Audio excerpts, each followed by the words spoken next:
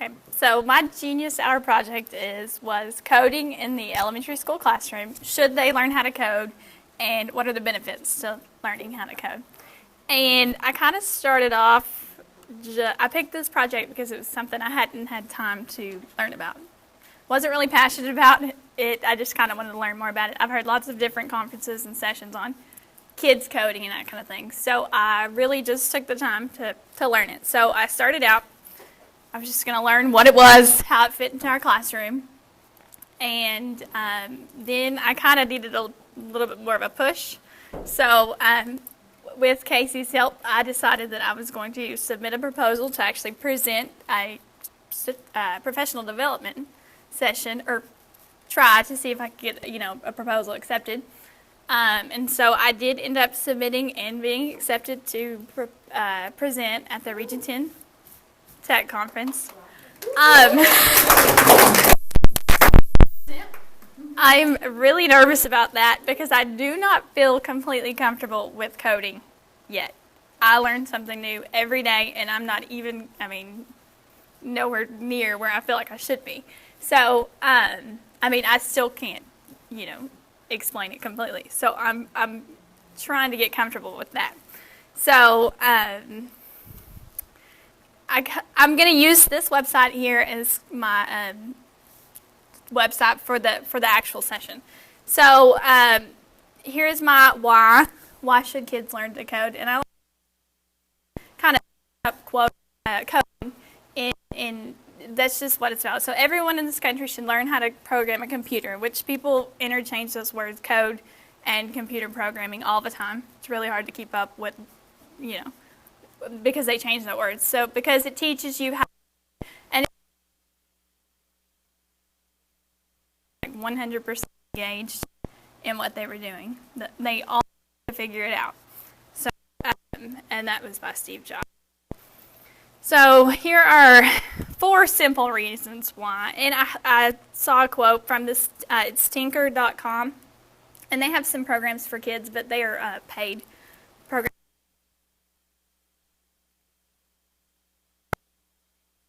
Coding.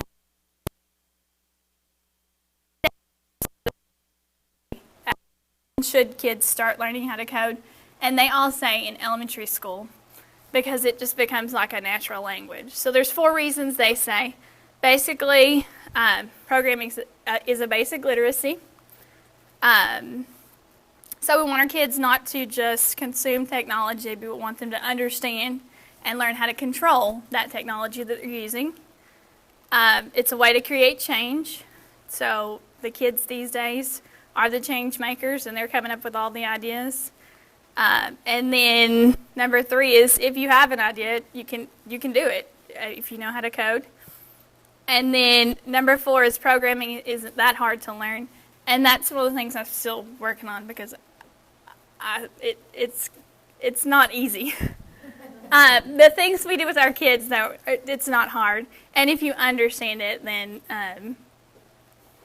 it's not that hard. So. Oh, did I? And then here's a video. I'm not going to play that, but I'm kind of using it for my session. And then a couple other videos and articles on coding in the classroom. So I put together a list here of some of the apps we've used and websites in class. And I teach 2nd graders. So a lot of these here, like Hopscotch, for 8 years old and up, the Foos. We haven't used that one in class, but we've used Tinker and Codable, the Lightbot. This one here was created specifically for the Hour of Code, and then Scratch Junior. So, and each of those takes you to the App Store where you can actually download them.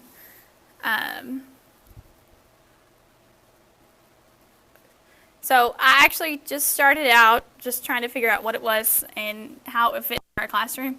And so right now I use it out of the Hour of Code in December, which is an actual set-aside time each year, and tons of people log on and learn code. Code tutorial, and they talked through the steps for the kids to started. And like I said, that was the first time ever. And I told them, I'm not the person to ask because I've never done it before either. So I really was no help at all in figuring out what to do. So they all jumped right in and worked together. They were all on their own. They didn't want anybody else. And now they all get together to try to, make theirs do what you're doing. So they collaborate. And let's see.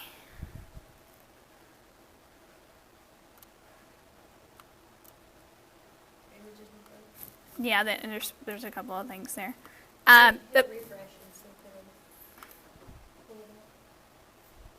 It's okay. I wasn't going to show those there anyway. So that was a couple of kids just talking about coding and.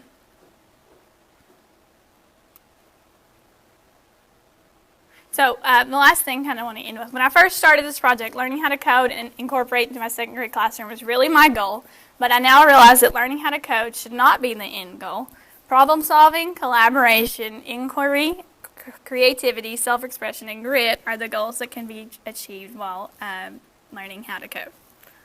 So, and then I've got my badges here. Everybody said to show off their badges, so. I don't get mine. And of course, about me there. Okay. So that's where I snagged a picture for. Well, I had one there and I didn't like it, so. So how much have you tried with the kids? They've used all of those apps there. We've really just done the apps. After the Hour of Code tutorial online, they've just used the apps. And our iPads don't have any kind of games or anything just to play. They have the apps we use to create things. And so whenever they have time, that's what they go to. So we set aside time, like on Fridays we have time when we finish our tests, and they're all in one of those apps. So. One of those B-bots. Do you have one of those? Do you have one of those? That you could program? Mm-mm.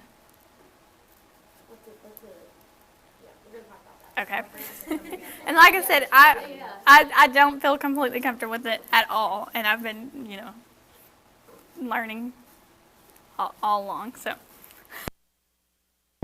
No, that honesty, other teachers appreciate your presentation too, because we all feel like that. Yeah. We do.